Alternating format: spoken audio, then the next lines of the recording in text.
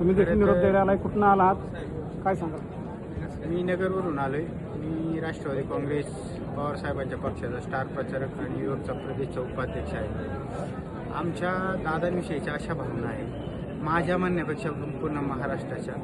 आजही लोकांना हे मान्य नाही की दादा आपल्यात नाही. दादांचा फोटो पाहिल्यानंतर आजही असं वाटते की दादा आपल्यातच आहेत, पण परिस्थिती अशी आहे की दादा आपल्यातून निघून गेलेले आहेत.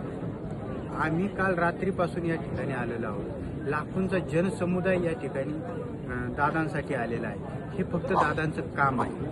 दादा कधीही सर्वसामान्य जनता आणि मंत्री किंवा खासदार आमदार असा भेदभाव कधीही केला नाही. दादांना भेटण्यासाठी कुठल्याही माणसाची गरज लागत नव्हती किंवा कुठल्याही नेत्याचा आधार लागत नव्हता. दादांना कुठलाही सर्वसामान्य माणूस जाऊन भेटत होता. आमचा वैयक्तिक असा अनुभव आहे की आमचं वय फार कमी आहे, पण आम्ही बरेचसे कामं घेऊन गेल्यानंतर दादांनी लगेच मार्गी लावलेले आहेत, ताबडतोब मार्गी लावलेले आहेत. आता महाराष्ट्रामध्ये दोन्ही पक्षसुद्धा एकत्र येण्याच्या विचारात आले होते, एकत्र येण्याच्या मानसिकतेत सर्व कार्यकर्ते आले होते. आम्ही वाळकी गाणात आणि गटात आमच्या नगर तालुक्यामध्ये दादांची सभासुद्धा घेणार आहोत. आम्ही शरदचंद्र पवार साहेबांच्या पक्षाचे जरी पदाधिकारी असलो तरीसुद्धा दादांविषयी सर्वच पक्षांचं एक वेगळंच प्रेम होतं आणि आज ते प्रेम संपलंय.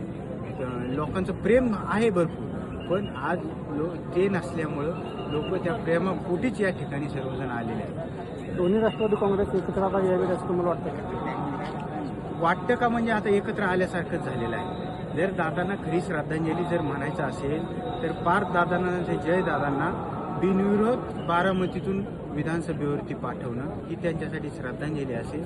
आणि महाराष्ट्रामध्ये उपमुख्यमंत्री असेल किंवा सर्व दादांचा कारभार हा जो आजपर्यंत असा होता की केंद्रात ताई आणि राज्यात दादा, तसाच यापुढेही चालावा. केंद्रात सुप्रियाताईंना स्थान असावं आणि राज्यात सुद्धा रोहित दादांना समोर आणण्याची गरज आहे. रोहित दादांसाठी दोन्ही राष्ट्रवादीतील सर्व नेते सुद्धा एकमताने एक हाताने त्यांच्या पाठीशी उभा राहिलं पाहिजे. त्यांना समोर आणण्याची गरज आता महाराष्ट्राला आहे.